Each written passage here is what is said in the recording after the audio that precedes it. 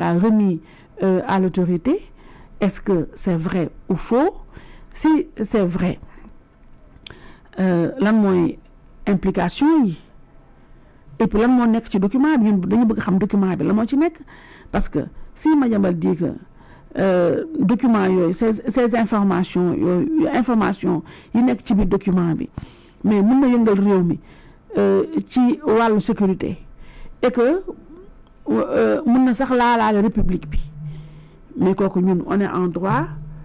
ñu de nous poser des questions pour xam lan moo ci xew lu ci nekk dëgg ak lu ci nekkul dëgg loolu kenn war ko fëlax bu dee dëgg la nañ ñu wax bu dee du dëgg tamit nañ ñu wax mais loolu kenn mënu ko fëlax kenn waru ko fëlax kenn waru ko fëlax Madiambal suggéré na tamit ay vidéo mooy ñetti bombe yi ma xam Madiambal wax joxe na ko il a suggéré des vidéos et des photos mais yooyu ñun bëgg nañoo xam photo yooyu ak vidéo yooyu mais loolu lan moo ci nekk lu nekk ci biir lu ci dëgg ak lu ci dul dëgg. Nous avons besoin d'être édifiés nous avons besoin d'être édifiés ndax suñu xel ñaaw na dañ ne kon lii moo tax mu am ñoo xam ne ñu ngi rey seen bopp pour que Madiambal sa thèse léegi nag lan moo ci responsabilité journaliste yi Mimi Ndour Faye sama sœur boobu kooku on lui doit une fière chandelle nous autres journalistes mais le peuple du Sénégal aussi parce que tey jii Madiambal soxlawul benn presse pour wax xalaatam te gëm naa ni fan yi di ñëw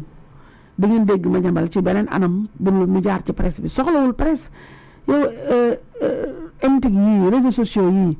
fii xanaa man mi nga xam ne maa gën a nulaar ci ay affaire réseaux sociaux mais da nga ñëw taal sa live li nga bëgg a wax mu wax la preuve ils ont essayé de faire taire Madiambal d'annuler donc loolu rek mooy la woon signe de panique ni ñu patamee ñoom Maïmouna ak Babacar dégg nga de manière vraiment brutale lu musul am Sénégal patamee leen ñëw nangu seen matériel tëj leen mais loolu mooy wane jaaxle mooy wane tiit mooy wane état bu amul sérénité mooy wane ne wax dëgg fa yàlla Madiambal fait peur mooy wane ne contrairement à ce qu'ils veulent faire croire à certains qui n'ont pas une réflexion poussée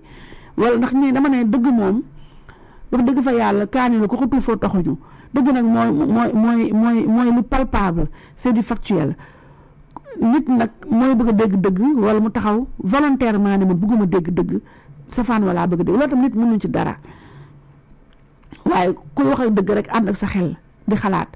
xam nga ne ñii li ñu wane ci yëfu Madiambal yii wane ko ci jàpp bi ñu jàpp Mimi Ndour Faye tooñ ko tooñaale Babacar Fall tooñaale askanu Sénégal bi nga xam ne dañoo tàmm di seetaan 7TV tooñ askanu Sénégal bi nga xam ne nii lépp lu ñu am ci information groupe Futurs Médias moo leen koy jox ñu kidnappé seeni signaux nii dama ñëw unilatéral Sénégal taxaw di nelaw tontu ñu Jeune Afrique bi Jeune Afrique gis ngeen li ñu ci bind ministère de la communication idem ndaw sa nekk TDS tamit idem ba nii depuis mercredi ba tey jii ñu ngi coupé signalu 7TV ak TFM loolu na kenn xamul ban manque à gagner la am ci seen ay partenaires commerciaux ci réew mi nga jamono ji nga xamante ne nii nguuru Sénégal dañoo ñëw xoj presse bi asphyxier ñu financièrement ñu ñëw de manière arbitraire illégale kenn su ñoom nangul téye responsabilité bi joxew ñu prévenir ñu amul notification amul mise en demeure amul benn kayit bu jóge ci benn état wala ci benn démembrement de l'état jox ko ñi jiite Futurs Médias wala ñi jiite 7TV ne leen seen signal lii moo tax ñu coupé ko pour combien de temps la lii mooy motif bi lii mooy durée bi ndax loolu buñ ko amoon dina yombal la suite judiciaire buñ koy apporter waaye nii man j'invite ma sœur Maïmouna Ndour Faye et le groupe Futurs Médias dès demain lundi nañu jël seen avocats yi ñu attaquer judiciairement l'État du Sénégal et ses démembrements parce que ça c'est illégal et quand quelqu'un pose un acte manifestement illégal mais il faut une réponse légale et la légalité ne peut pas sortir du champ juridique ça c'est la vérité ndax dama ne ñoom ñoo théoriser gatsa waaye ñun dóor fayu la ñuy théoriser ak la résistance ñoom ñoo théoriser ba tey seule la lutte libère ñoom ñoo ko wax ñoom ñoo théoriser la résistance waaye ñun dañu boole ci résistance réfléchir lañ ciy boole waaye résistance bu am fermeté bu ànd ak détermination parce que nag fii réew mi ñun ñoo ko bokk kenn ëppalewu fi sa morom ñun ëppalewu ñu leen fi waaye yàlla xam na ne ñoom itam ëppalewu ñu fi mënuñoo taxaw parce que dañu am une parcelle de pouvoir ñu ne dañuy noot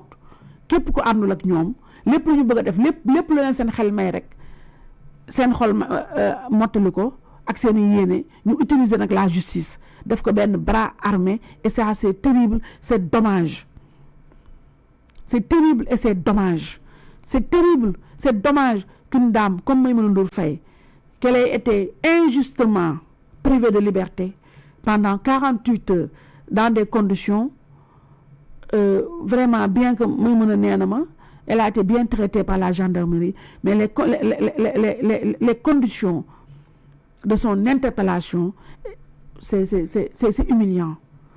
C'est humiliant. On a voulu l'humilier. On a voulu humilier une dame. On a voulu humilier